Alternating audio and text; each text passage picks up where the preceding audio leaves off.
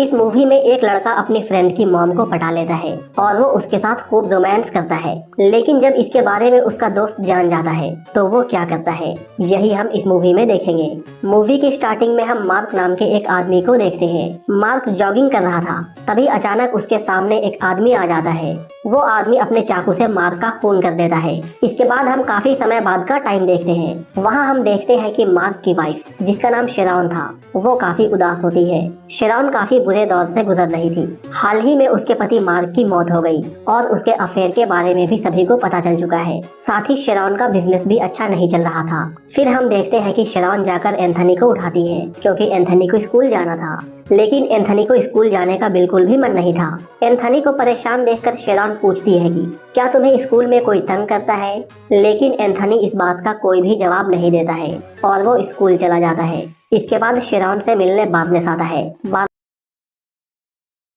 एक डिटेक्टिव होता है और वो मार्क के मर्डर केस पर काम कर रहा था। वो शेरॉन को मार्क के केस के बारे में बताने आया था।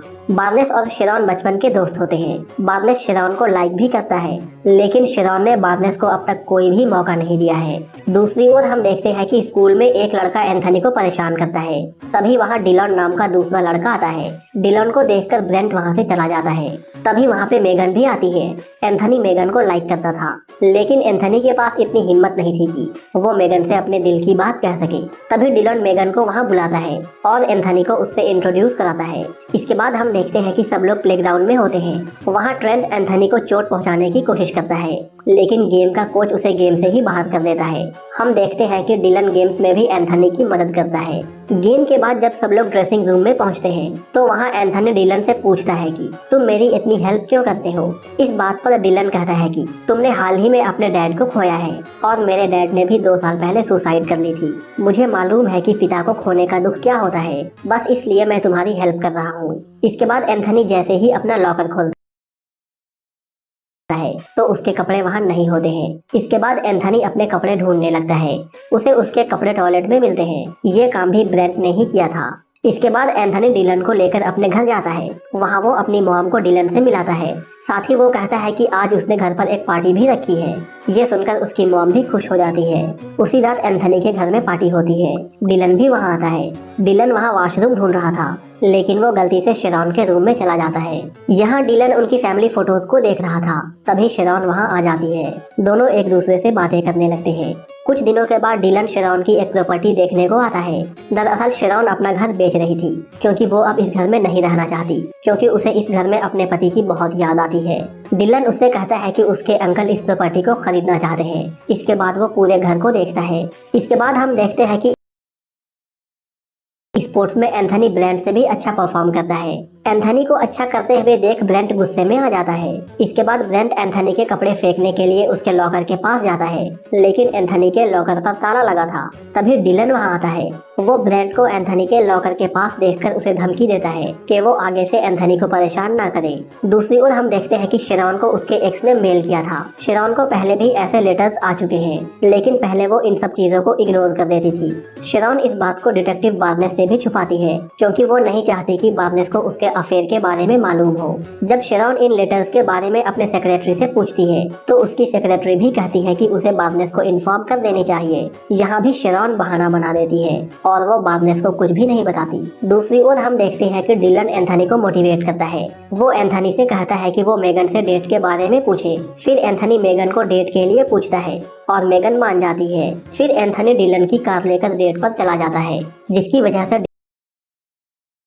डिलन को एंथनी के घर पर ही रुकना पड़ता है। घर में शेरॉन और डिलन अकेले थे। दोनों बातें करने लगते हैं। घर पर डिलन शेरॉन से मार्क की बुक को फाड़ने के लिए कहता है। शेरॉन ऐसा करते हुए काफी रिलैक्स फील करती है। दूसरी ओर एंथनी अपनी डेट पर काफी खुश था। दोनों एक दूसरे को किस करते हैं। घर में जब शेरॉन नहा रही थी तो डिलन भी बाथरूम में जाता है और वो अपने कपड़े उतारकर नहाने लगता है। शेरॉन उसे मना नहीं कर पाती है। यहाँ पर दोनों इंटीमेट होते हैं। यहीं से इन दोनों का अफेयर शुरू हो जाता है।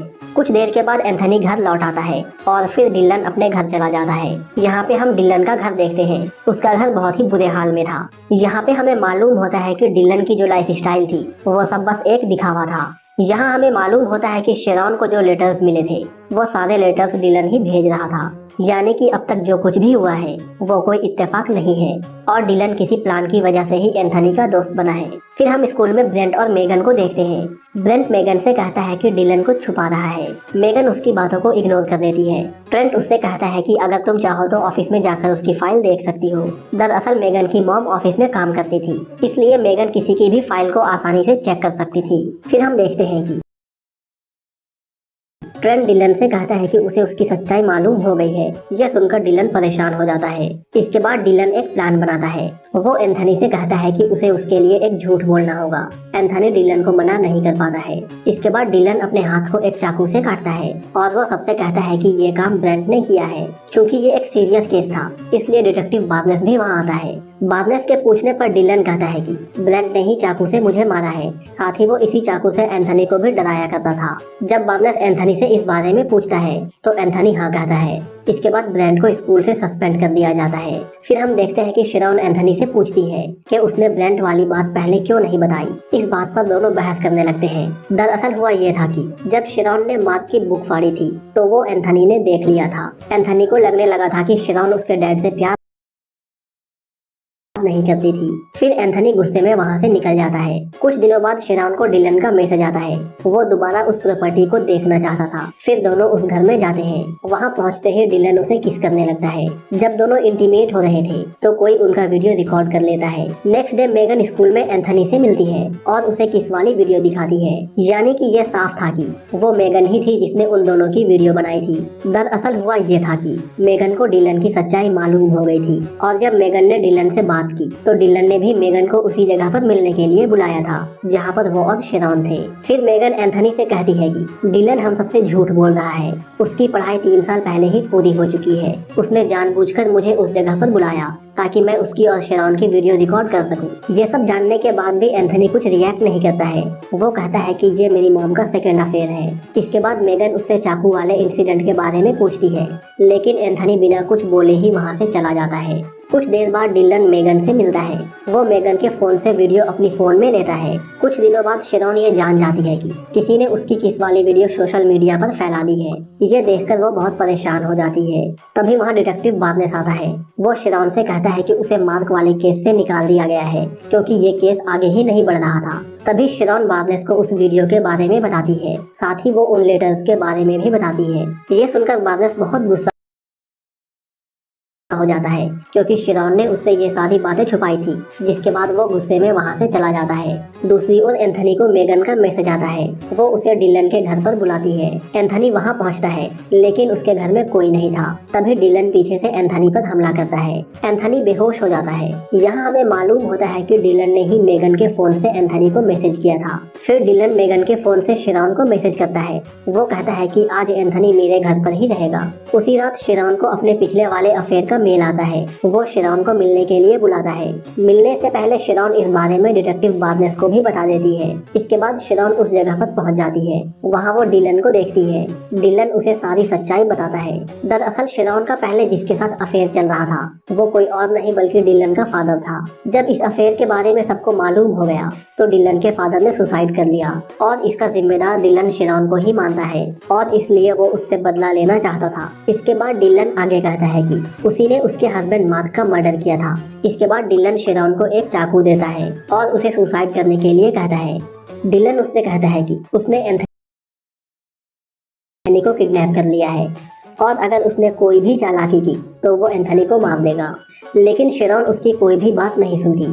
शिरॉन चाकू डिलन पर ही मारती है और वहाँ से भागने लगती है। तभी डिटेक्टिव बार्नेस भी वहाँ पहुँच जाता है। बार्नेस अंदर जाकर डिलन को ढूंढता है लेकिन डिलन वहाँ से गायब था। इसके बाद शिरॉन और बार्नेस एंथनी को ढूंढते हैं। दूसरी ओर जब एंथनी को होश आता है तो वो देखता है कि वो एक पेड़ से बंधा हुआ है और पास ही मेगन भी बंधी हुई है। फिर दोनों एक दूसरे की मदद करते हुए रस्सियों को खोल लेते हैं। तभी बार्नेस और शिरॉन भी डिलन के घर पर पहुँचते हैं। दोनों एंथनी को ढूंढने के लिए पास वाले जंगल में जाते हैं। तभी अचानक डिलन वहाँ पे आता है और बार्नेस पर पीछे से हमला कर देता है। हमले की वजह से बार्नेस बेहोश हो जाता है। इसके बाद डिलन बार्नेस की गन उठा लेता है और वो शिरॉन के पीछे जाता है। तभी वहाँ पे एंथनी आता है और वो डिलन को समझाने की कोशिश करता है। तभी अचानक मेगन पीछे से डिलन पर हमला कर देती है। फिर गुस्से में शेरॉन डिलन को बहुत मारती है, जिससे वो बेहोश हो जाता है। शेरॉन डिलन को जान से मारना चाहती थी, लेकिन एंथनी उसे रोक देता है। इसके बाद हम काफी सालों बाद का टाइम देखते हैं। शेरॉन बार्नेस के साथ होती है, दोनों एक दूसरे को डेट कर रहे होते हैं। अब एंथनी भी शेरॉन को माफ कर चुका है और यहीं ये मूवी खत्म हो जाती है।